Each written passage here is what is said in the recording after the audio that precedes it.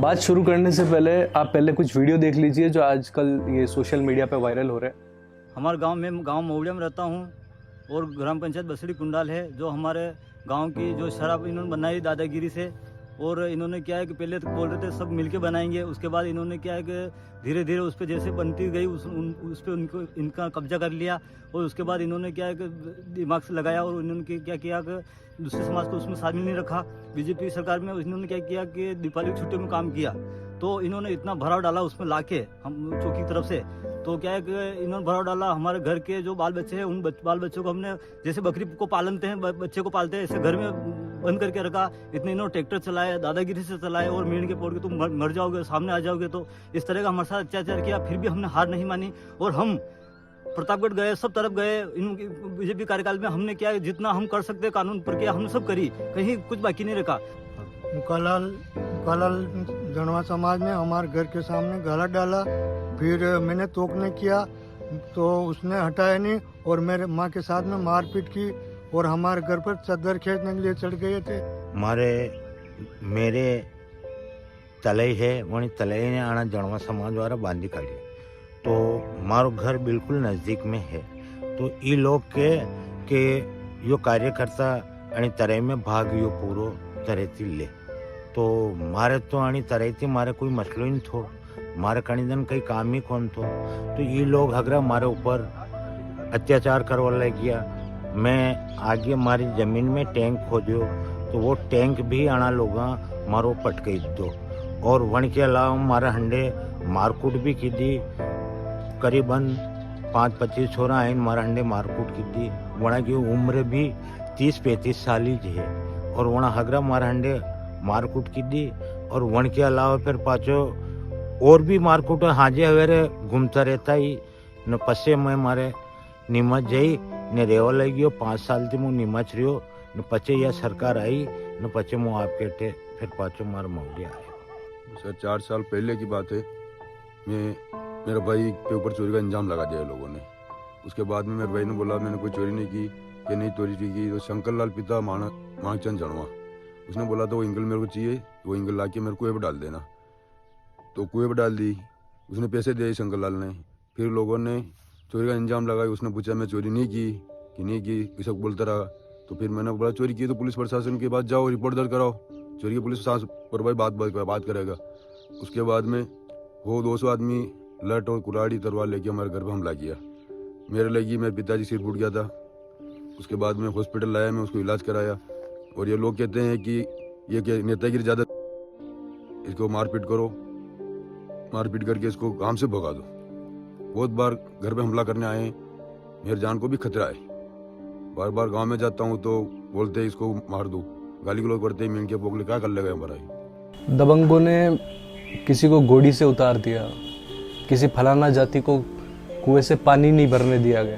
पहले जब ऐसी खबरें में अखबारों में या फिर खबरों में किसी भी तरह से सुनता था, देखता था, तब लगता था कि ऐसा थोड़ी हो सकता है, ये 21वीं सदी का भारत है, बाबा साहेब अम्बेडकर के लिखे हुए संविधान से चलने वाला भारत है। अब ऐसा तो हो नहीं सकता जहाँ कानून का राज है। लेकिन जब अपने आसपास ही कुछ ऐसे दृश्य देखने को मिल जाते हैं तो इन बातों पे यकीन करना पड़ता है।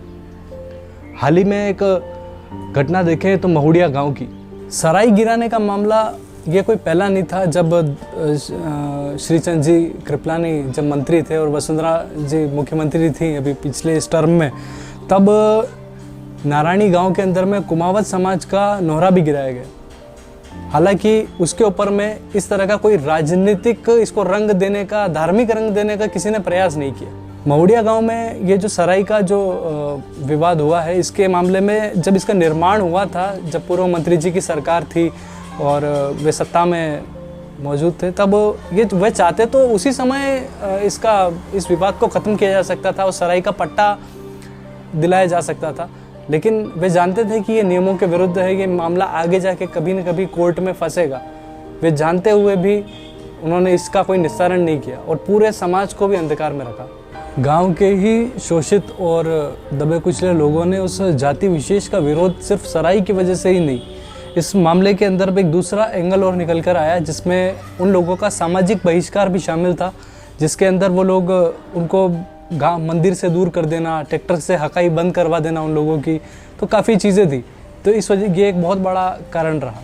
महुड़िया गांव में प्रशासन द्वारा अतिक्रमण हटाने को लेकर जो कार्रवाई की गई, उसको लेकर जो भ्रम फैलाने के लिए विपक्ष द्वारा बयानबाजियाँ की जा रही है, एक जाति के वोट को साधने के लिए इस तरह की ये जो चीज़ें की जा रही है, तो ऐसे में लोगों को समझना होगा कि ये देश किसी पार्टी की विचारधारा से नहीं चलेगा, ये संविधान से चलेगा, कानून से चलेगा। किसी भी राजनीतिक पार्टी द्वारा चलाई जा रही बंदूक का कंधा बनने से अच्छा है कि आप वास्तविक स्थिति का पता करें और इस बारे में जानकारी जुटाएं। मेरी भी प्रशासन के कई अधिकारियों से बातचीत हुई। अधिकारी भी नहीं चाहते कि नोरा टूटे, लेकिन अधिकारियों में दबाव डालकर जो उन्होंने कुकृत्य किया है, ये मेरे लिए बहुत आश्चर्यजनक है कि पूर्व मंत्री जी जैसा कद्दावर नेता, मैं उन्हें एक अच्छा नेता मानता हूँ, तो उनके द्वारा भी ऐसी बयानबाजी, और किसके खिलाफ? प्रशासन के खिलाफ, प्रशासनिक कार्रवाई के खिलाफ, कोर्ट के फैसले के खिलाफ। आप कोर्ट के फैसले के खिलाफ बयानबाजी कर रहे हैं सिर्फ एक वोट बैंक को साधने के लिए, एक जाति वर्ग विशेष को खुश करने के लिए। तो ये कितना कायदे से तो ये कंटेम्प्ट ऑफ कोर्ट है शायद। और पूर्व मंत्री जी ने प्रशासनिक अधिकारियों के हवाले से भी बात कही कि उन लोगों का, तो मेरी उनसे बात हुई, उन लोगों का खुद का मन नहीं था कार्रवाई करने का। तो ऐसे कौन से प्रशासनिक अधिकारी हैं जो कोर्ट के फैसले के ऊपर में कार्रवाई नहीं करना चाहते? मतलब अगर पूर्व मंत्री जी अगर सच बोल रहे हैं तो उन लोगों के नाम दें, ताकि लोगों को पता चले कि कोर्ट की अवहेलना करके आप तो कर रहे हैं कंटेम्प्ट ऑफ कोर्ट, उसमें कोई दो राय नहीं है, लोगों को भड़का कर, लेकिन फिर भी वो अधिकारी कौन है पता तो चले। और रही बात आजकल सोशल मीडिया पे मैं देख रहा हूँ कि उन्हें राष्ट्रवादी विचारधारा और ये है, इसलिए इनके ऊपर में ऐसी कार्रवाई की गई है वगैरह वगैरह। अच्छा, उस गांव के दूसरे रहने वाले कोई पाकिस्तान में रहते हैं क्या, या पाकिस्तान परस्त है, या फिर क्या है, पता तो चले। पता नहीं इसको धार्मिक रंग देने की क्या जरूरत आन पड़ी कि ऐसी हरकत की जा रही है कि हिंदू है इसलिए इनके ऊपर में ऐसा। अच्छा, तो बाकी के ये जो लोग हैं जिन्होंने ऊपर ये बयान है जिनके, ये लोग हिंदू नहीं है? ये सवाल है आप लोगों से।